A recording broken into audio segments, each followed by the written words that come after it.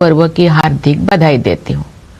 गणतंत्र दिवस का पावन पर्व हमारे अतीत, वर्तमान और भविष्य में देश की दशा और दिशा का अवलोकन करने का अवसर होता है। स्वाधीनता संग्राम के बल पर 15 अगस्त 1947 के दिन से हमारे देश की दशा बदली।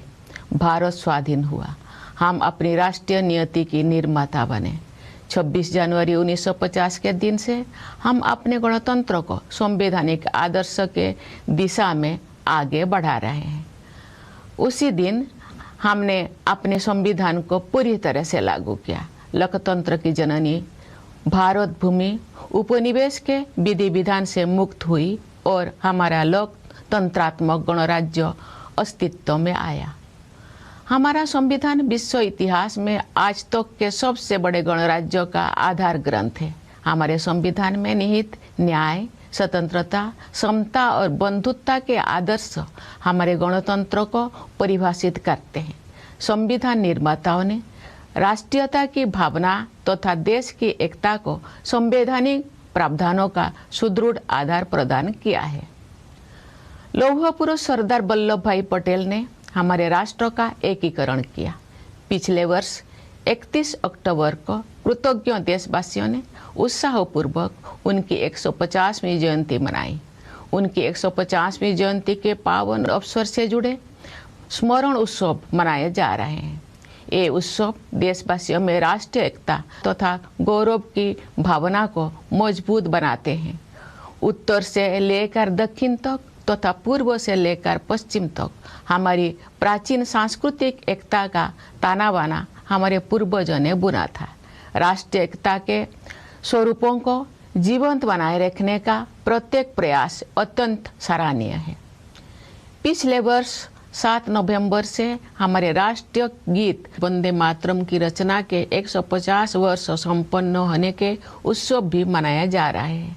भारत माता के दैवी स्वरूप की वंदना का ये गीत जन मन में राष्ट्र प्रेम का संचार करता है। राष्ट्रीयता के महाकवि सुब्रमण्य भारती ने तमिल भाषा में वंदे मातरम येनवम अर्थात हम वंदे मातरम बोले इस गीत की रचना करके वंदे मातरम की भावना को और भी व्यापक स्तर पर जनमानस के साथ जोड़ा। अन्य भारतीय भाषाओं में भी इस गीत के अनुवाद लोकप्रिय हुए। श्री अरविंदो ने वंदे मातरम का अंग्रेजी अनुवाद किया। ऋषितुल्य बंकिम चंद्र चट्टोपाध्याय द्वारा रचित वंदे मातरम हमारे राष्ट्र वंदना का स्वर है। आज से 2 दिन पहले यानी 23 जनवरी को देशवासियों ने नेताजी सुभाष चंद्र बोस की जयंती के दिन उन्हें सादर श्रद्धांजलि अर्पित की। वर्ष 2021 से नेताजी की जयंती को पराक्रम दिवस के रूप में मनाया जाता है ताकि देशवासी विशेषकर युवा उनकी अदम्य देशभक्ति से प्रेरणा प्राप्त करें। नेताजी सुभाष चंद्र बोस का नारा जय हिंद हमारे राष्ट्र गौरव का उद्घोष है। प्यारे देशवासियों, आप सब हमारे जीवंत गणतंत्र को शक्तिशाली बना रहे हैं। हमारी तीनों सेनाओं के बहादुर जवान मातृभूमि की रक्षा के लिए सदैव सतर्क रहते हैं। हमारे कर्तव्यनिष्ठ पुलिसकर्मी तथा केंद्रीय सशस्त्र पुलिस बलों के जवान